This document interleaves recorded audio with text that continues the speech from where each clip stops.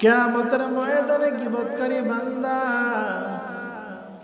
যখন তার আমলনামা তাকে দেওয়া হবে, গীবতকারী বান্দা আমলনামা হাতে পাওয়ার পর তার আমলনামায় কোনো আমল থাকবে না। গীবতকারী বান্দা আল্লাহর দ্বারে চিৎকার মাইরা বলবে, আল্লাহ ও দয়ার মালিক,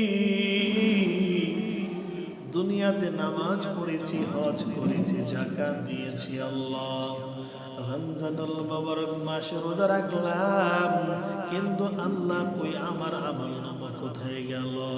আমি দান করেছিলাম, আমি সদকা করেছিলাম, আমি মানুষকে ভালোবেসেছিলাম, আমি নেক আমল বেশি বেশি করেছিলাম, আল্লাহ সেই নেক আমলগুলো কোথায় চলে গেল? আপনি তো বলেছেন ইন্নাল্লাহা লা ইয়াযলিমু মিসকাল